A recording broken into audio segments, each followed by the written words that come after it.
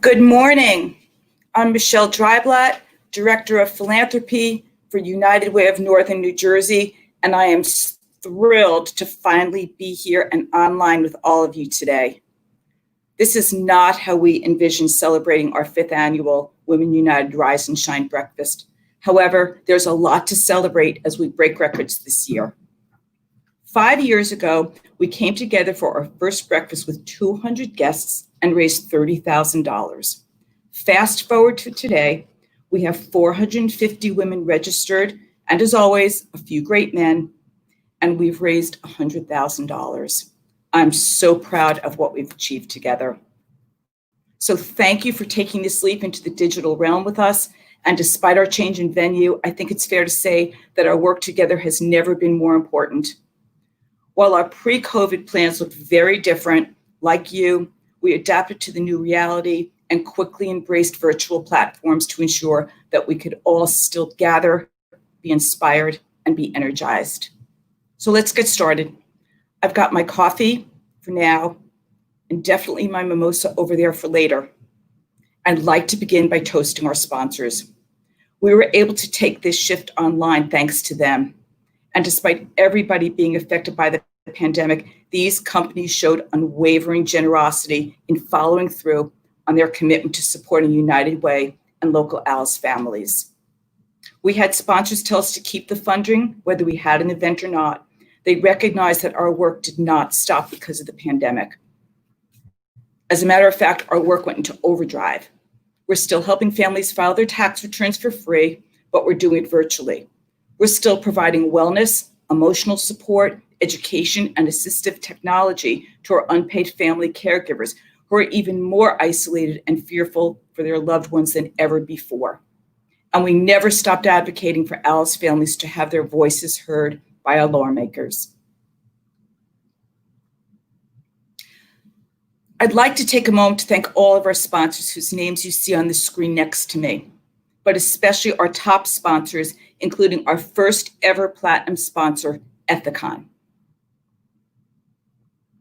And to our 7 gold sponsors, Eli Lilly, Janssen Pharmaceuticals, PwC, Roche, Williams Law Group, and brand new sponsors, Mallinckrodt Pharmaceuticals and the MCJ Amelia Foundation.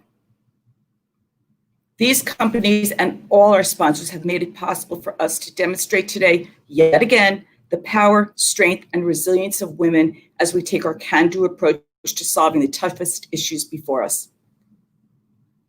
On behalf of this United Way, it's an honor to partner with all of you as we seek to help families in our region who always struggle on a daily basis and now have been hardest hit by the pandemic. To begin our program, I'd like to introduce a woman who has been leading us through these challenging and unsettling times with calm, strength, and compassion, our new CEO, Kieran Honda Godioso. Good morning. Thank you, Michelle. I am honored to represent our United Way, and I am humbled by your support today. The number one reason why I wanted to lead this organization is because I know the power we have together to create positive, sustainable change. Our organization is committed to equity and shining a light on those who have been marginalized. I think it's very appropriate we're celebrating our breakfast today on the day recognized as Juneteenth, marking the official end of slavery. To honor this holiday, I'd like to read a short poem called Human Family by Maya Angelou. It lifts up our mission and spirit of this day, one that mirrors our vision for Women United. I note the obvious differences in the human family. Some of us are serious, some thrive on comedy, some declare their lives lived as true profundity, and others claim they really live the real reality. The variety of our skin tones can confuse, bemuse, delight, brown and pink and beige and purple, tan and blue and white. I've sailed upon the 7 seas and stopped in every land. I've seen the wonders of the world, not yet one common man. I know 10,000 women called Jane and Mary Jane, but I've not seen any 2 who really were the same. Mirror twins are different. although their features jibe, and lovers think quite different thoughts while lying side by side. We love and lose in China, we weep on England's moors, and laugh and moan in Guinea, and thrive on Spanish shores. We seek success in Finland, are born and die in Maine. In minor ways we different, in major we're the same. I note the obvious differences between each sort and type, but we are more alike, my friends, than we are unalike. We are more alike, my friends, than we are unalike. We are more alike, my friends, than we are unalike. Thank you for letting me share that. I believe it speaks to how we view our work through Women United. We are all women with different backgrounds and talents, yet we unite around a common purpose, Alice. As it became clear that our state and region was bearing the brunt of the pain from the coronavirus pandemic, our United Way quickly mobilized to take action for those among our human family who were especially hard hit. We created the Alice Recovery Fund to address the immediate and long-term needs of those families who are struggling to make ends meet with little or no ability to save even before the pandemic. As I think many of you know, we call these workers Alice. Alice stands for Asset Limited, Income Constrained Employed, and describes the essential workers you are seeing on the screen. Those who we have always relied on, but who served on the front lines of this pandemic, unable to work from home like many of us, and needed even more so now. We designed our fund so that we could get help immediately to those who lost their livelihoods in a blink of an eye and were waiting anxiously for unemployment with bills piling up and no means to pay them. We also know that everything isn't going to go back to normal with a snap of our fingers. This pandemic will have lasting impact on these families, and through this fund, we intend to help individuals get connected to resources and training that will be needed to return to jobs in a post-COVID-19 economy. And we will make our voices heard with lawmakers, whether through email, social media, or virtually testifying, to make sure that we know a post-COVID society must be one that ensures economic equity and social justice for every person in our community. Thank you for joining us today, giving your time, your resources, and most importantly, your voice to this effort. We need you in the weeks and months ahead, even more. We couldn't do it without you. Thank you for joining us this morning. Back to you, Michelle.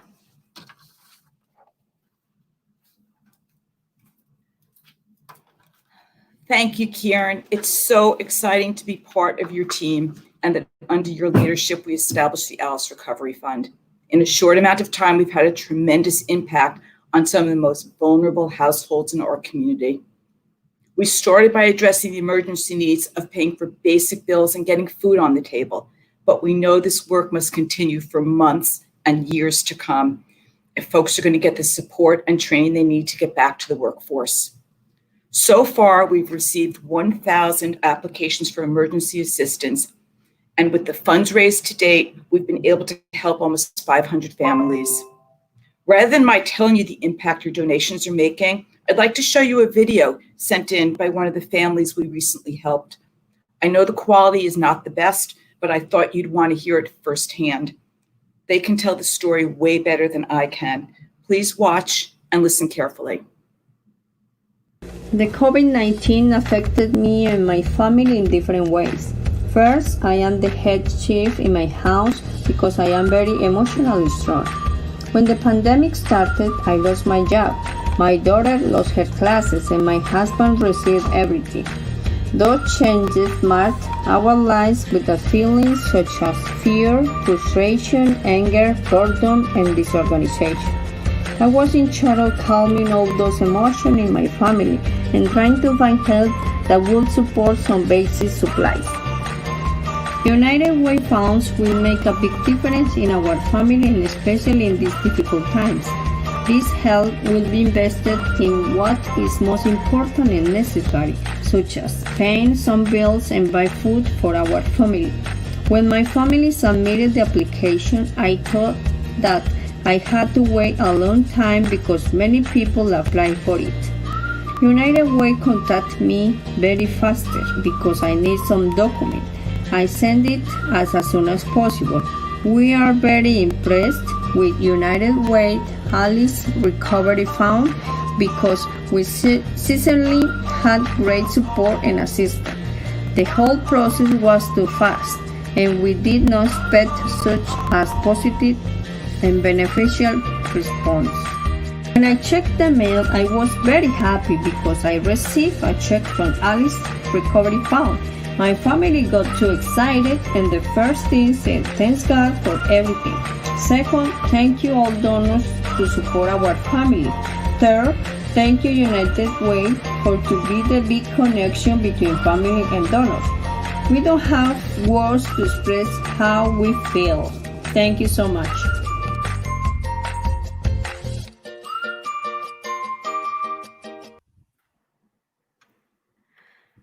Wow. I think Maritz's words and photos were more powerful than any mine could have been. And while her message and attitude are upbeat, she and her family, along with countless others, have a long road ahead. There's so much work to be done, and I hope she inspires those of you who have not yet personally given to the Recovery Fund. Please make a donation. And of course, my deepest thanks to those of you who have already done so. Women United set a goal to raise $20,000 for this fund. As of this morning, we're just under 18,000. We are so close. And with your donation, we could give so many more neighbors the hope that they can recover from this crisis. Please give whatever you can and help us reach and even exceed our goal. Thank you for caring. And now I'd like to bring on screen Women United Steering Committee member, my friend, and Rise and Shine Breakfast favorite moderator, Allison Williams of Williams Law Group. Allison is a commanding figure within New Jersey's legal community, having built her own statewide law firm specializing in child welfare law and serving as a law firm mentor. She is sought out regularly by the media for her expertise and continues to amass a list of prestigious awards, including being named NJ Biz as one of the state's 50 best women in business. Allison, thank you for joining us. Michelle, thank you so much for having me. I am super excited and honored to be here again today as a Women United volunteer and also as a donor of this fabulous event that gives so much to the communities here in New Jersey and worldwide. And so I know that we're dealing with a lot of challenging times right now. I just want to thank the audience for showing up. I know a lot of you are at home. You may be sheltered in place. You may not have the brightest outlook on life right now, but we're hoping that we can bring you a lot of joy and power in today's moment as we have a phenomenal guest for us today. So I'm always excited when I get to channel my inner Oprah for the United Way to introduce the guest of the hour. And this year is no exception because we have the wonderful Kara Richardson Whiteley. Now, for those of you that don't know about Kara, she is a phenomenal figure. She's going to tell us a story that I think will astound many of us, if not all of us. And what she did was she was able to summit Mount Kilimanjaro, which is the highest peak in the world. And through that effort, she was also able to put pen to paper as a journalist, mother of three, and an exciting figure to bring us her own memoir, which is Gorge. And the story is My Journey Up Mount Kilimanjaro at 300 pounds. Now, the book is something that I think you all ought to take your time and energy to go out and get. It's a phenomenal book. I had the pleasure of reading it in preparation for today. But what I think you'll be really excited to hear is that her book has now been picked up by Amazon Studios and in development with This Is Us star Chrissy Metz, who may actually be starring in the movie. So not only are you going to get to see or get to learn about her story through this amazing book that she's written, but you're also going to have an opportunity to see it live on screen. So I want all of you to get your box of tissues ready as we bring on our special guest for today. And just a quick reminder before we bring her on, please make sure to keep your comments coming. You can use the chat. Let us know that you are getting the inspiration that we planned for you today through Kara's amazing story. So it is now my pleasure to introduce Kara Richardson Whiteley. Good morning. Good morning, Kara. Thank you so much for being here. And I'm so excited to talk to you about your amazing story. So let's dive in. So we know that this pandemic has had a major impact across the world on families of all socioeconomic status levels, not only because of the economic impact, of course, of people having to shelter in place and not being able to work, but also the emotional toll that it takes to be isolated. And so we know that the theme of our lives right now is being together while apart, which is what we're doing here in our wonderful virtual summit. But I want to talk to you about isolation. So tell us what it is for you. I know that you've had the experience of being in isolation. What was that like for you? How did you overcome that? Right. I think it's really important to talk about isolation. I mean, especially for me, my journey with binging it was about pushing away life and pushing away the things that I value. And so during this time when we weathered the storm here in Summit, New Jersey with my family, we've been disconnected with a lot of the things that we love to do and the people that we love in life. So it's been really important as a family to stay connected and to find new traditions within our household, from our make your own pizza night on Friday nights. It's Friday again. I think this is our 15th make your own pizza night. But also to stay connected to the goals and the things that I love by making sure that I'm writing, that I'm speaking my truth, that I am taking walks and staying energized on the projects that I love. Yeah. So, I think you're giving us a lot of great nuggets on how you survived through this time period. And I think a lot of people are going to draw inspiration from that alone, because so many of us struggle with what to do when we are in that place of isolation. But, one of the things that I think has come up by your story is the fact that you were stereotyped as someone who was heavier. I don't think anyone could have imagined going over Mount Kilimanjaro, but certainly doing that as a heavier person. A lot of people, I am sure, put a label on you, put you in a box, gave you a stereotype that you didn't own for yourself. And so having to overcome that, I think, is particularly, it speaks to your character. But as a daughter of a single mom growing up, someone who fits in that Alice category, you also had to overcome stereotypes. So talk to us about what that was like for you. How did you deal with being stereotyped as somebody who didn't fit the model stereotype or the model figure? Sure. When I first wanted to re-engage with hiking, this is something that I love to do, but when my weight kind of went over the 300-pound mark and I stopped doing the things that I wanted to do, like right before I turned 30, when I go to places like outdoor stores, I wouldn't even fit into the clothes. I mean, even the socks were too tight. It was too imposing to actually even go in there. And so, but this reminded me a lot of, when I was a kid growing up in a single family household, all the kids around me were wearing these brand names on their sweatshirts, and I couldn't even fit into the pretty plus stuff at Sears. And so I've spent my whole life feeling like I don't belong and I'm not connected to the things that I have, and also that we couldn't afford them. And so this journey of hiking for me was about stepping into those stores like REI and EMS, which at the time, a decade ago, didn't even have plus sizes in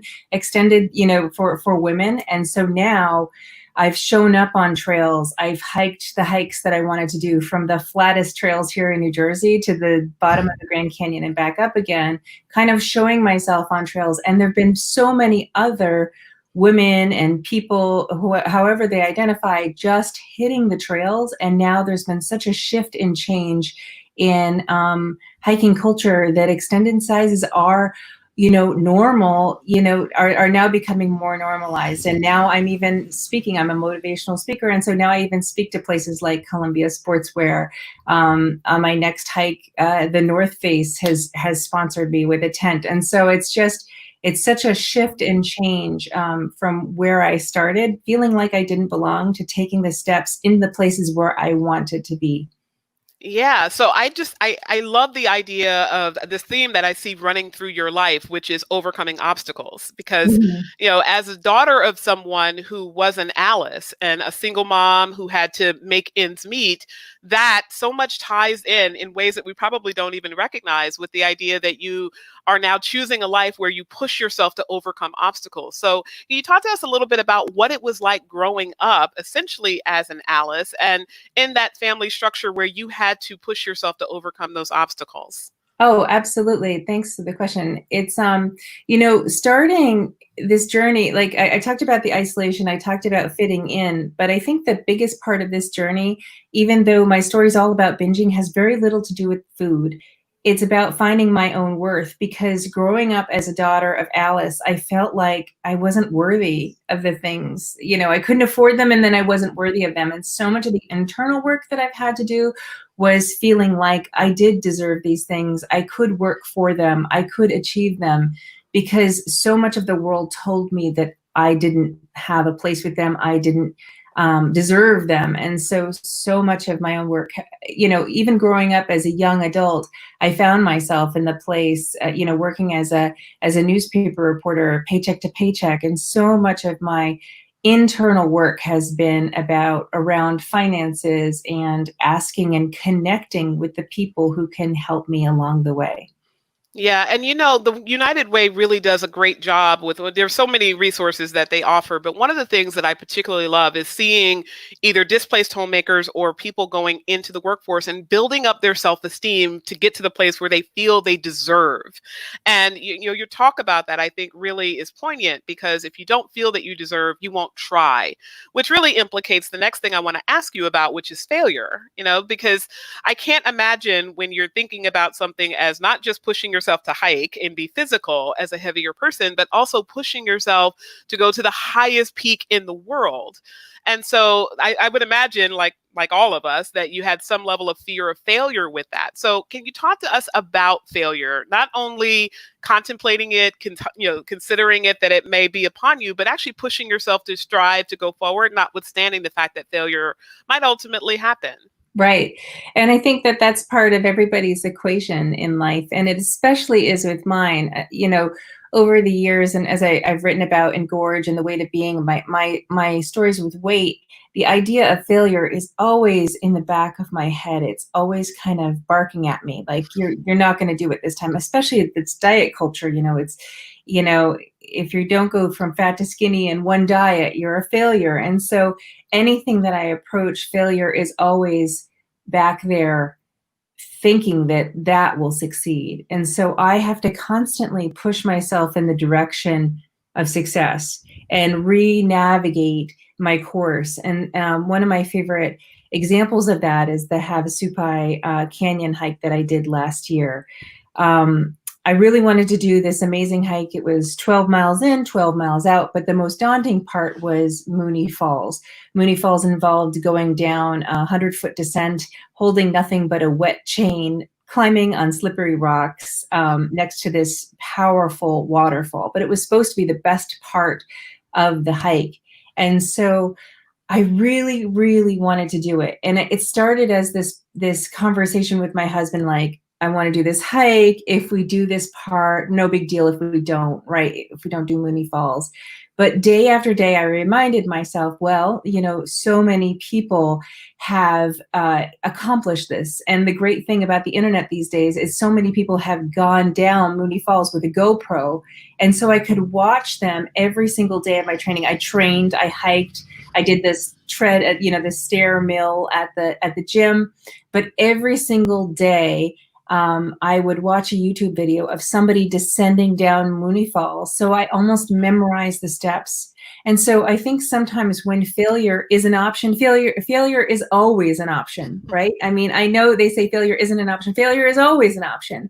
But when it's something that feels like it is in the way of you doing the thing that you do, you start to steer the ship in a way that brings to success. So I needed to virtually follow the footsteps of those people who succeeded. And, I was able to do it despite my fear of heights, despite my absolute belief that this could all end tragically. I made sure that I followed the footsteps of those people who have gone before me and who were successful so that I could be that way. Wow. Wow. And you're giving us so much here to really contemplate. One of the things I think that is particularly important about what you said is that you were doing the work, right? You weren't just saying, I want to do this. You weren't just following a training regimen, but you were doing the internal work. You were looking at inspiring images, things that were going to teach you what to do, but you were going to get yourself shored up psychologically to really know that you could do it. And of course, that then implicates something that I think is on the flip side, which is what happens when you don't have the opportunity to prepare. So, I can only imagine what it was like to actually meet Chrissy Metz. And, she's somebody that I idolize. She's one of my favorite stars on This Is Us. I love that show. I know we all love that show. So I know I'm not special there, but she is so amazing. So like, how did you get up the courage to actually go up to her, have a conversation with her? I'm just kind of crushing on the fact that you did that. Well, let's just stop for a moment and acknowledge that you are special, Allison, for sure. But in this situation, I knew that I was going to be going to a book signing with Chrissy Metz, and I had been such a fan of hers because, for the first time, she was a character on screen in a larger body, but she wasn't the punchline of a joke. And oftentimes stories with people who are written that way. And so I really admired not only her, the writers, but also what she brought to the role. So I really wanted to meet her. I wanted to have the opportunity to just tell her how much she meant to me. But I also had this like secret longing to share my story with her because, she was sharing her story in her book, This Is Me. And so I brought a friend with me by the name of Victoria Kerrigan. And she met me at the book event, and I had a copy of Gorge with me, and I was so on the fence about whether or not would it be too much if I gave her a copy of the book? Should I bother her? There's a whole line of people who are there waiting to be signed. Am I going to annoy everybody around me by sharing my story with her? And, Victoria was steadfast and said, no, just go for it. Of course she wants to hear your story. And so this power of connection of having this almost a wing woman with me at the event helped to give me the courage because I was terrified that she would reject me, right? And I was sure, absolutely certain that as soon as I gave her a copy of the book, it would go in the recycling bin or something like that. And lo and behold, she got busy with her next movie project, Breakthrough. She was filming right away after that. And then in August of that year, I got an email from her, and it was the most beautiful email I've ever received about Gorge, saying how much the story touched her and that she wanted to share my story with the world. And so it's gone from there in this beautiful process. And now the connection is with me and Chrissy Metz. It's so wonderful and beautiful to see women, especially at this event, around the world, of women lifting each other up and women becoming partners and the connectors to make these amazing dreams come true. Wow. So that's a great story. And obviously we're getting a lot of response to it. The chat is just kind of going crazy right now. And I love that you're talking about how you pushed yourself and you just thought, it's not gonna pan out, right? So I think we all can draw from that even when you do it scared and you have a belief that it's not going to work out, sometimes it does, right? Yeah. And then when it does, it becomes this ebullient high that you didn't expect, but that lands in your lap is kind of like the blessing on the opposite side of all those curses that we perceived have come into our life so far. So, this is like an amazing achievement for you. And, it wasn't scripted, it wasn't planned, but it happened. And so I want to talk to you about achievements that you actually are pushing towards. So one of the things that, of course, we know from your book that you were able to scale Mount Kilimanjaro twice, not once, but twice as a heavier person. But in addition to that, you also have adventures on the horizon for yourself. So I'm really excited to hear about your next adventure, which I understand is going from the Massachusetts-Vermont line all the way up to Canada. It's 273 miles. And your goal, having to not just go that distance, but also climb some of the highest peaks in Vermont, is something that I know that you're excited about. So can you tell us a little bit about what inspired that and what's ahead of you there? Sure. I'm heading to Vermont on Sunday to start taking on the long trail. And unlike unlike the, many people who have climbed or taken that on before me, this isn't about a record. In fact, somebody last week just did the entire thing, 273 miles in less than 5 days. So that's not my path, right? My path is about putting one foot in front of the other. My path is about taking this time of COVID-19 when every single obstacle was in front of me. I mean, even the trails were closed at a certain point. I couldn't travel. Quarantine prevented me from even going to Vermont. But I had this yearning and longing to take on this trail this summer. And I had a whole plan back in December, which fell apart, but I put it back together. And so this journey on the long trail is about doing what I can in this moment, right? And so it doesn't matter if I hope to do more than 3 miles on the trail, but it doesn't matter if I do 3 miles on the trail or 273 miles on the trail. This is about putting one foot in front of the other and moving forward towards a goal that I've harbored in my heart and in my mind for so very long. I grew up in Vermont, and I was born in Canada. So I feel like there's something very symbolic about this journey that I want to take on, and just taking it on will make me feel successful. Yeah, and I love that you're talking about feeling successful, because sometimes it's not about what you actually achieve. It's about bolstering up that feeling of being successful. And every time, like you said, that you put one foot in front of the other, each step is a success. It's not about the destination. It is truly about the journey. Right. And I mean, one of my friends, Jennifer Farr Davis, she was one of the record setters for on the women's side for the long trail, actually for women and men. She also set the Appalachian Trail. That's right. Record for men and women for some time. Anyway, she said that, so many of us, when they do some kind of hike or ambition or goal, they focus on the part that they didn't do, right? If you have to stop your trail early, they focus on what they did. Like, why don't you focus on what you've done, right? And I mean, we're maybe in the midst of, or we're coming out of wherever you see this coronavirus and all the other things that are going on in the world, racial inequality, all the things that are bubbling up, and we're having this ability to look at our lives, look at this moment in time that we're in, focus on what we've done and go from there. Love where you are and go from there. That's all we can do in this moment, in this life, and have happy trails along the way. Wow. And I think that is 100% true. And one of the things that I think is just kind of coming up for me as you say this is about loving where you are is not just something that we say so that people can tolerate negative circumstances. It really is what's necessary in order to move you forward. Because if the energy is devoted to judging where you are, hating where you are, focusing on all the things you don't have the attention or even the mental stamina to be able to move to that next place in your life. Mm-hmm. And so I want to talk to you a little bit about achievement, because you are such an accomplished woman. You're not just somebody who has taken on hiking at a physical state where that is an additional challenge, but you also are a journalist. You're a mom of 3, as we talked about earlier. So you have a full life that you're fitting this into. And I think so many of us struggle to fit things in. So let's talk a little bit about what it felt like, because when you do ultimately achieve, when you get to meet Chrissy Metz, when you get to climb that mountain and you get on the other side of it, there's a feeling that really just sustains you throughout other challenges, and you get into the habit of taking things on.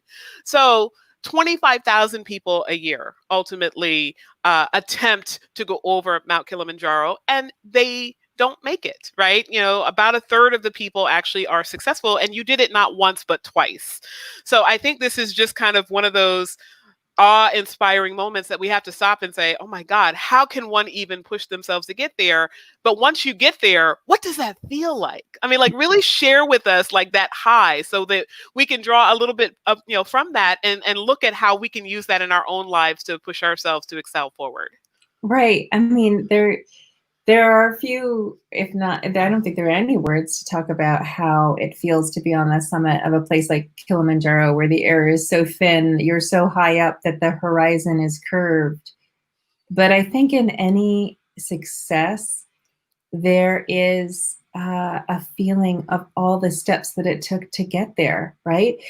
You mentioned that, I was able to summit twice. Well, that means that two out of three, right? Because the first time I climbed Kilimanjaro was after this huge 120-pound weight loss, right? I felt like I was on the top of the world. And then the second time I went back, it was after my daughter was born, and I put on all this weight, and I thought just being in the place of Kilimanjaro would get me back on track. But I hadn't dealt with binging and all these other things that were going on in my life. And so the third time, and the story that's really being focused on in the movie Gorge is about this decision that I was going to love myself where I was. I was about 300 pounds and go from there, do the training despite that I didn't look like a Patagonia model, just keep plugging forward one step at a time. And so that alone, was such an achievement. But having all the failures and the trials behind me to get to that moment, it's an unspeakable feeling. Well, I know that we're all going to be super excited to actually see the movie, to see your story come to life. And I just have to share with you one thing before we move to Q&A, because I know that people are eager and excited to ask you questions. But, I got this book as a gift, and I had the opportunity to read all of it. But the thing that really struck me, and the most powerful point for me, was when you were at the very beginning and the beginning of the story, and you're talking about how your pants got wet in your bag, and you had to go to a local, local place to rest and actually ask them if they could sew together a couple of pairs of pants because the pants that you had didn't fit. And, that moment, I could imagine that could deflate and stop a lot of people. Like just the embarrassment of that, kind of dealing with the pain of that and thinking, who am I to be able to do this, right? I'm at the start of this and it's already starting off pretty crappy. and you kept going, notwithstanding that. And I love that part of your story. And it's so inspiring as myself being a heavier person, but also just seeing through my clients, through my employees, through people I encounter in the Alice community, that dedication to push yourself to keep going, even when it feels awful. Yes, yeah. Love myself where I was. Vicky Hart is saying what a powerful statement that was. Vicky, thank you for that comment. We have so many positive and wonderful comments that are coming up, and we're going to now move to our Q&A section because I know a lot of people in the chat. The chat has been kind of exploding with questions about you, about your story, about all that you bring to the table. So I'm going to entertain questions now. I just want to acknowledge one person. There was Lauren Richmond's mom just said hello in the chat. And I just want to say that I still have her. I was a reporter for the Courier News for many years, in my years as a journalist. And, she really inspired me. And I still have her book of poetry on my bookshelf. I've never, in all of my Marie Kondo moments, I've never been able to throw that away. And so, what an example of how all the people who touch you in your lives, she is one of the people who touched me the most. And so all of these voices that we have as a community of women, we have the ability to lift each other up. So I just wanted to acknowledge and say that I saw that chat come along the way.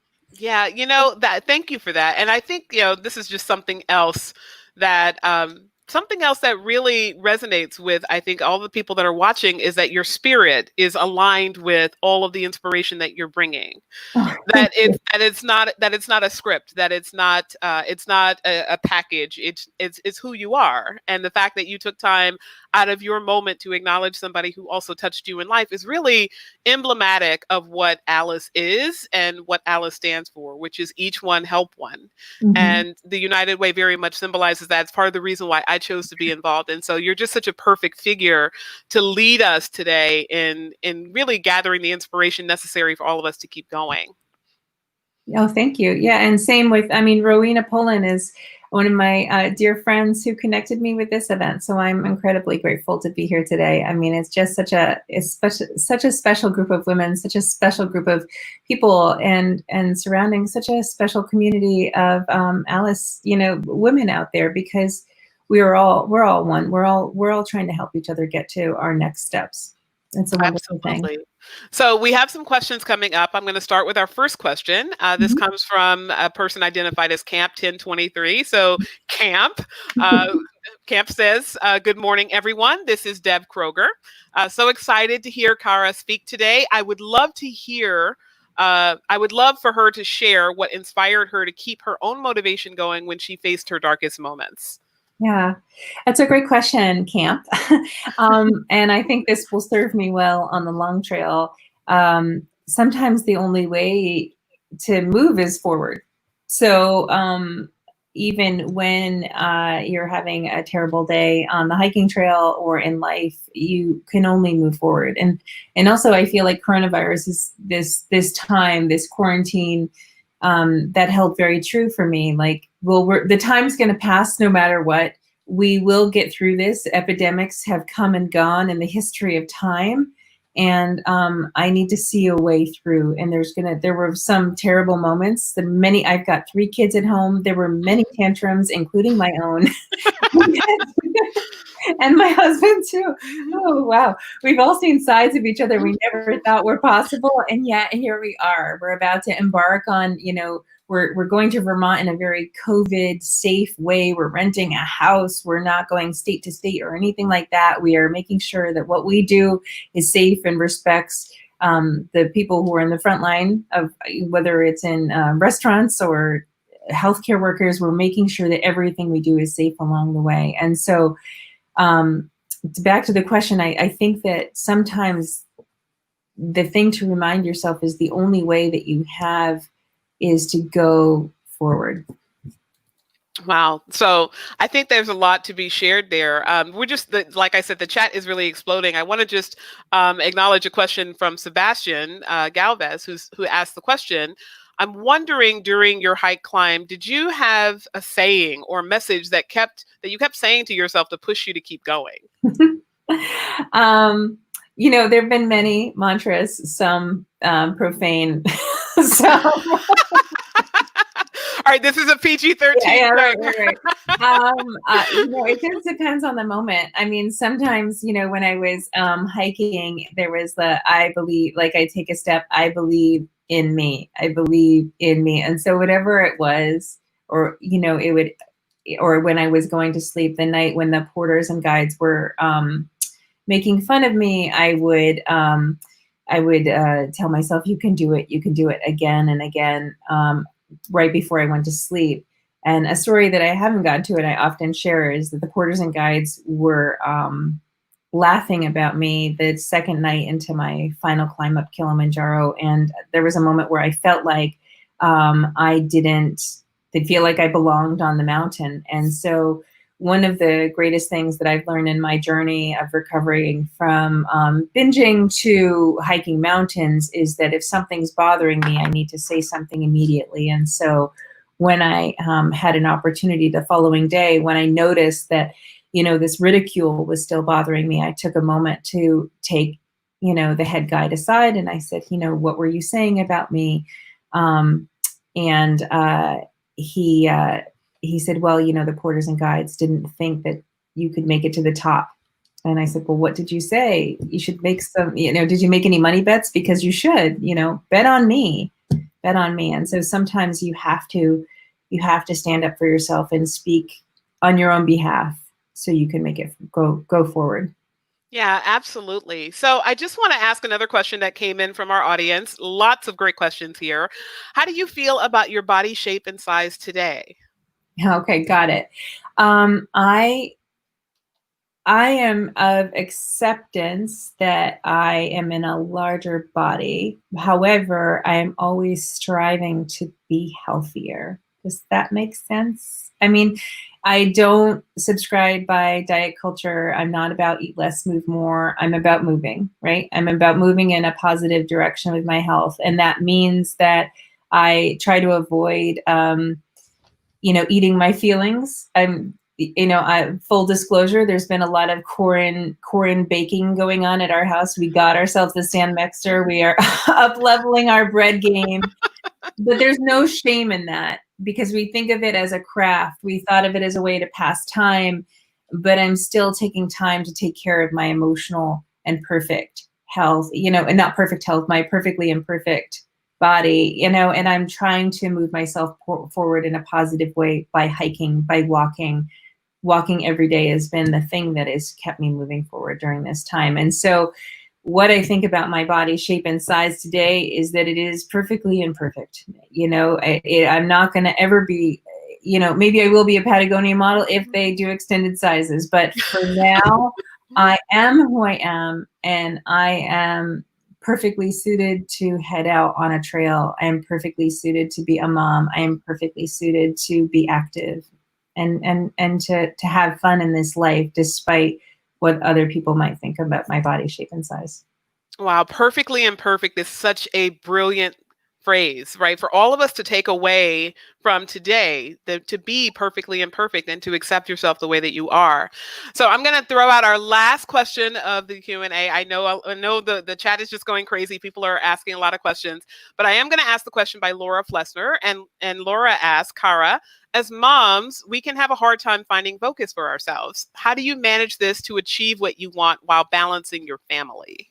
Oh, that's a great question. And it's one that I struggle with a lot. And even though I'm heading out on the long trail, we're doing it in a way where I can be home most nights when my kids are there. And so that means a lot of extra coordination, a lot of extra legwork. I mean, I could just disappear on the trail and say, see you in 21 days, which really would feel great after this homeschooling.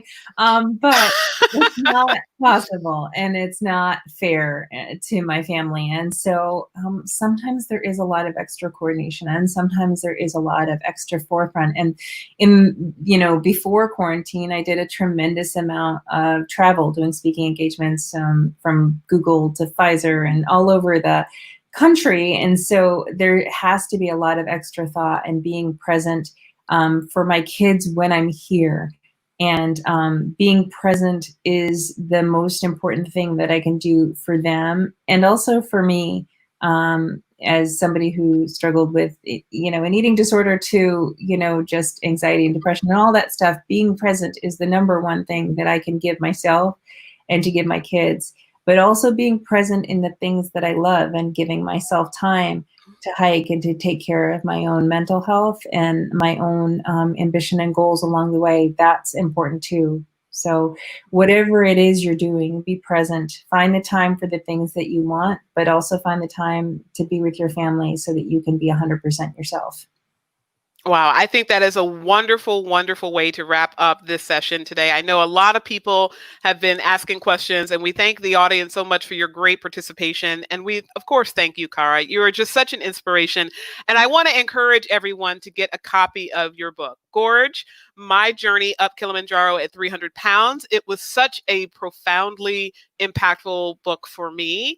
And I am sure that everyone who's heard your story today is going to rush out and get it, because it is not only something that is going to give us food for thought about how we can move ourselves forward, but particularly for the Alice community, for people that are in a state of life that they are not happy with themselves. Getting happy with yourself so that you can ultimately move out of your circumstances is the empowerment that the United Way stands for. So a lot of great comments coming on. People are just expressing their love and appreciation of you, Cara, for all of the wonderful nuggets that you shared with us today. So again, thank you so much for being here. Oh, thank you so much. I hope to see you all in person sometime soon. If you need a digital presentation, I'm here for you in the meantime. Yes, together and apart. Hug. So we're going to move on now, and I have the pleasure of introducing Women United's tireless leader, our chairwoman, Denise Katula. And Denise is going to present for us our 2020 Women in Philanthropy Award. Now, of course, we all have, all of us that know the United Way, we know Denise's tireless dedication to the organization. She is the manager of leadership and talent development for Somerset County, and she clearly knows the signs of great leadership. So please watch and listen.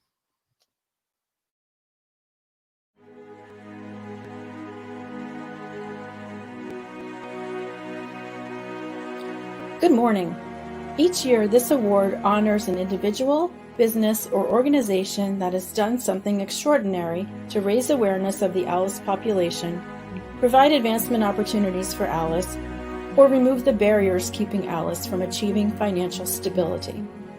This award may showcase exemplary achievements in a variety of arenas, including advocacy, fundraising, and volunteering. It's fair to say that this year's recipients check all those boxes.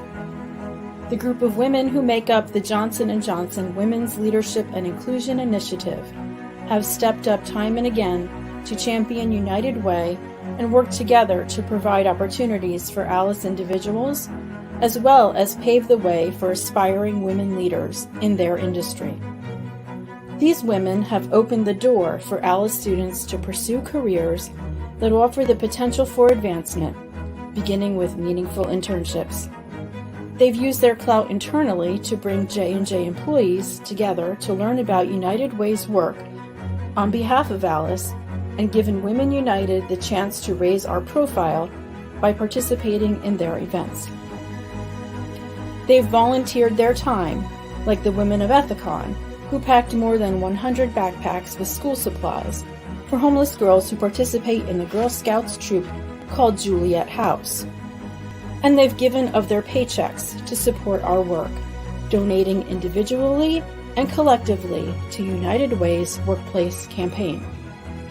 I've been proud to work alongside many of the J&J women involved through Women United, including Sue Wetzel, Gina Harrison, Gabby Lamas, Laura Lee, and Junelle Dominguez-Cole. And today, I'm pleased that another passionate Women United supporter, Casey Miller from Ethicon, will accept the award on behalf of this leadership and inclusion group. Congratulations!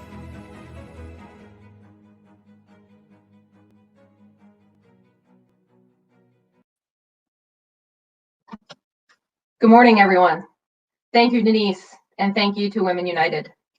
I'm honored to be accepting this award on behalf of J&J. We started building our partnership with Women United around 5 years ago. I met Michelle during an International Women's Day event on the Ethicon campus. And after having just about a 30-minute conversation, I walked away excited and energized to support the organization. While I think Michelle could get me excited to do just about anything, and I probably see a lot of heads nodding right now, the Alice mission rang true to not only my own beliefs, but resonated well within our Women's Leadership and Inclusion team and our other diversity and inclusion teams on campus. As J&J employees, we're all guided by our credo. It specifically states, we are responsible to the communities in which we live and work and to the world community as well. We must help people be healthier by supporting better access and care in more places around the world. We must be good citizens, support good works and charities, and better health and education.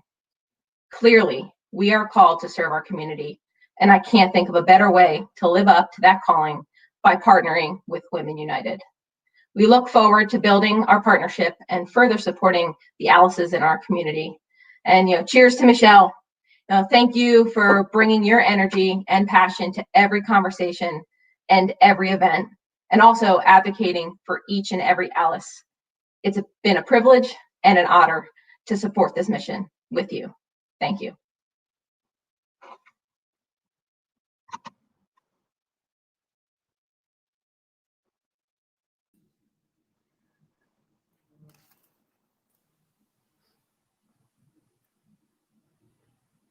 Congratulations to the women of Ethicon and Johnson & Johnson companies. You and your companies are models that give us all a roadmap that we can follow on how we can create workplaces that inspire us to give to our communities, give to our families, and the places that we live and that we work. So on that note, Women United's volunteers are spearheading a project this summer that you can get involved with as individuals and as a part of a corporate team if you desire to create a team. So we're going to bring on one of Women United's fearless leaders, one of our most dedicated members, who's going to give generously, or who does give generously, rather, of her time and her resources. Rowena Pullen is Tocqueville's $10,000 leadership donor and incoming vice chair of the Women United Steering Committee. Rowena? Good morning, everybody. Thank you, Allison. I'm so pleased to share this opportunity that we have to help Alice, individuals with the most basic of needs. putting food on the table for their families. Summer is always a difficult time with school out of session and fewer supports available to families. Food pantries are often stretched thin during the summer months. Now add to that the crisis brought on by the pandemic, and we've all seen the pictures of people lined up for blocks waiting outside the food pantries since the pandemic hit. Pantries across our region are experiencing levels of need unseen and unheard of in recent history. They need our help. Please join Women United in stocking the shelves of local food pantries throughout the summer. We're working with 15 pantries across each of our 5 counties. When you visit the website, you can sign up and receive our Summer of Action kit. The toolkit will include instructions for making bags out of t-shirts or fabric, how to run a food drive, lists of local pantries, and thank you sheets that can be colored and distributed to food pantry clients. Please register to participate, and as you take part, document your volunteer service along the way. You can be an inspiration to others to get involved.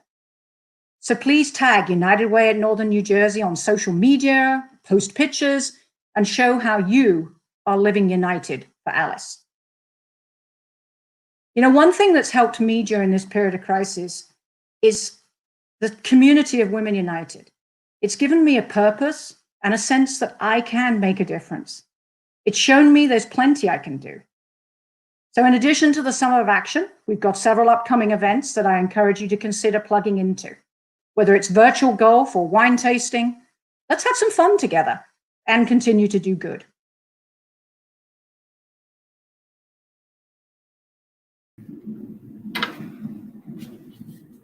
Thank you. Thank you, Rowena, for your passion and your dedication. Rowena is one of the amazing Women United volunteers who makes my job so rewarding. Before we wrap up, I want to thank our table captains and our Women United Steering Committee members. They're the heart of the Women United movement, and they inspire with their energy and commitment. These are the women who provide their insights and resources year-round. And the table captains, thank you for helping us secure sponsorships and resources for what has become record-breaking attendance and sponsor support. Thank you. We could not have done this without you. And it really should come as no surprise that one of these incredible Women United supporters is also our top fundraiser. She's the winner of a private coaching session with Cara, Cindy Chiarella. Cindy's Create Team Hope raised nearly $7,700 for the Alice Recovery Fund. And not only does Cindy motivate her team, she motivates all of us as a member of Women United, as a table captain, and as her role as a United Way of Northern New Jersey board member. Cindy, our thanks to you for your tireless efforts, and thank you for all you do to support Alice and the staff. Please join Women United. It's a network of over 70,000 women across the globe. By getting involved locally with Women United of Northern New Jersey, become part of this inspiring group, a group of philanthropists and game changers who know how to get things done. Cindy, Rowena, Denise, Allison, and all of our members are fighting to improve life for Alice, for all of us, and join us in making a profound impact on the community. Cara, thank you for sharing your story. Your grit and wisdom motivates and inspires us. And thank you for sticking through us with all this change to a virtual event. Allison, thank you for being you and bringing your compassion, strength, unique flair to the conversation. A great interviewer makes all the difference. I also want to thank my colleagues and staff for all of the magic you've spun behind the scenes to make today happen. And thank you to everybody who joined us here today. I hope to see you all in person well before next year's breakfast. But in the meantime, I hope to see you virtually at some of the many virtual events we'll be offering. Please don't forget, if you have not already done so, make your donation using the link you'll see in the comments section or through the United Way Northern New Jersey website. We are just shy of $1,200 to meet our $20,000 goal. Happy Friday, everybody. Thank you for living united and for supporting Alice.